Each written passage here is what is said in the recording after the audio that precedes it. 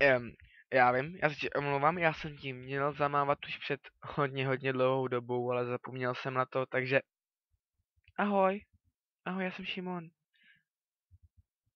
Rád tě poz... Obráceně, rád tě poznám, tak to je strašně vidět, takže ne, to já nebudu. A vím, omlouvám se, je to strašně dlouho znova, protože mi to líto 2 měsíce, takže se ti omluvím dvakrát, ale nevím, kdo seš. Bojím se trochu, že to zneužiješ, nevím jak, ale zneužiješ určitě.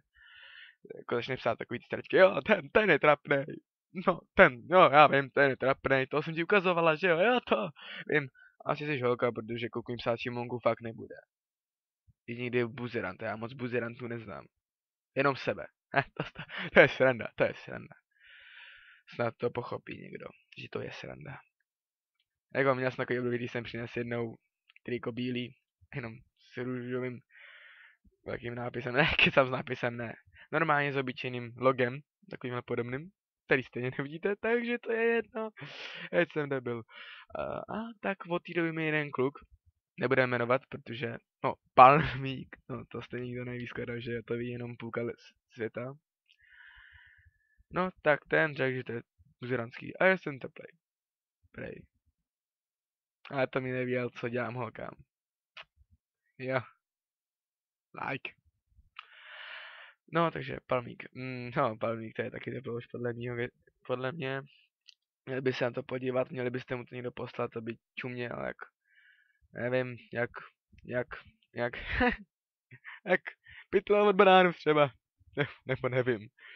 On stejně vypadá jak pytel od banánů. Už ne. Možná tak před rokem. Tamhle kabát, mý babičky. Má 2 tuny. Tak se nedivte, že takový ten kabát je rokej. No tamhle medvídek. Vystřelil jsem na střelnici. Stále na pajsku. Jedna kulka, jo. No, teda jedna rána.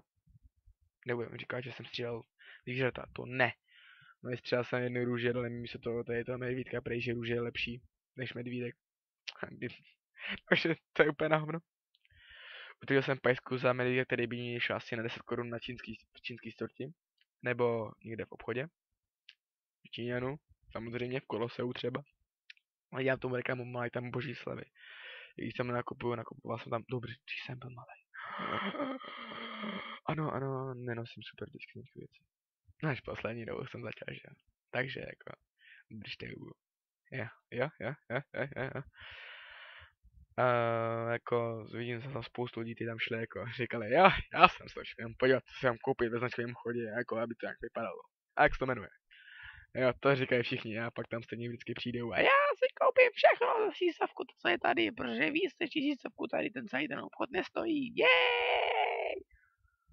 Jo, takže chápete, takový to lhání, který nikdo nezjistí, jo? A nebo když to řeknete kámošovi, který vám řekne, nebo já to nikomu neřeknu, tak to asi nevíde. Ještě je takový super kámoš, jo? Zvlášť takový ty, víš, že tenhle ten byl tamhle, s touhletou, anebo že tam šel koupit tohleto, tak koho by přece nikdo nešel do takovéhohle obchodu. No co to je toto? A nebo on, on chodí normálně na sport se dívat. No, je tohleto vůbec člověk? Není to náhodou holka? Tohle nedává vůbec smysl, co jsem právě řekl. Ale je pravda, že nějaký holky se na sport dívají. Protože tam je takový sexy kluky, jako jsem já. Akorát, že já moc v televizi zatím ještě nejsem, ale doufám, že budu. Obzvlášť jako s florbalem, že jo. Nikdo neví, že hraju florbal závodně dobře. Pít nebudu, protože to jako by asi nebylo souladu, ale strašně je mi sucho v krku, takže promiňte. Ano, to je kola, jo. Ne, nejsou to žádný rozřídlý sračky, jo. Někoho cizího, já nevím, jako. Nebo jako, že mi někdo nasral do skleničky. To ne. To rozhodně ne. To rozhodně ne, jám to jasný. No, takže teď vlastně překecávám jenom sám sebe.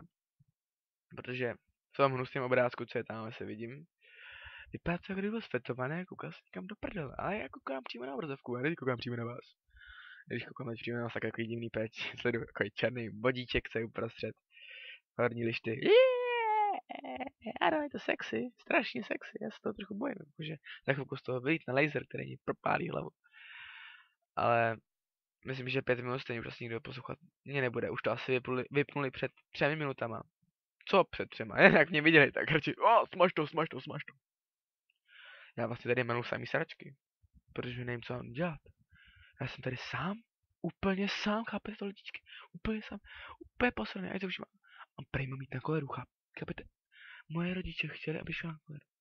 Kvůli nějakým zasraným vajíčkům. Něco, co už stejně nikdy nežeru. A nebudu žrát. Jedině na mě to se nepočítá, že jo. Prej mám hezký oči. Koukám se na to. Když mi na nich svítí sluníčko, takže oslepnu, abych se dali nějaký tak. Sluníčko, káme oči. Samozřejmě. Jsem naprosto normální. Nic mi není a nic mi nikdy nebylo. Ne, nemám žádné výkyvy. Myšlenkové a pocitové. Mě tak bolí v krku, omlouvám se. Ale asi už to zakončíme. Tak čau. Čau. Čau. Čau. Čau. No to, když jsem na začátku začal jenom o tom, bych zamával nějaký holce, jo, tak jsem se trochu rozkecal. Bye bye. Bye bye, bitches.